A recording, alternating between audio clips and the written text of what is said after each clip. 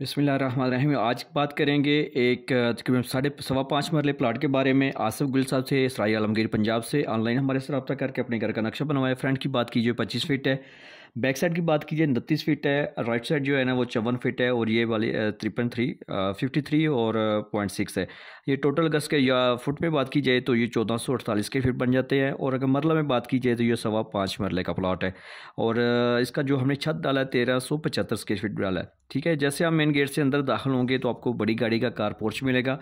और इस car porch के राइट साइड पे आप देखेंगे तो बड़ी यूज़ होने वाली बैठक मिल रही है। इस बैठक का मेन दरवाज़ा हमने बाहर गली में लगाया। ठीक है, और इसका दूसरा दरवाज़ा अंदर कार पोर्च से भी आप यूज़ कर सकते हैं। इसके साथ अटैच वॉशरूम है। वॉशरूम के बैक साइड पे ओपन हवा वाली जगह है जो इसके बैठक को भी, ऊपर वाले मास्टर बेडरूम को भी और ये वॉशरूम को भी देगी। जैसे आप कारपोर्ट से टीवी लॉन्च में दाखिल होंगे तो आपको बिल्कुल राइट साइड पे आपको सीढ़ियाँ नज़र आएंगी जो दूसरी मंजिल पे जा रही हैं।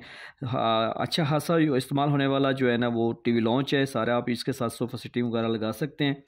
यहाँ पे आपको दो दरवाजे नज़र आ रहे हैं। ये भी मास्टर बेडरूम है, इसके साथ भी अटैच वॉशरूम किया है। ये दूसरा मास्टर बेडरूम है का दरवाज़ा है, ये इसके साथ भी अटैच वॉशरूम किया है। बैक सेंटर में जो है ना ओपन जगह जो इस वॉशरूम को भी, इसको भी और इस बेडरूम को भी हवा रोशनी का इस्तेमाल करेगी।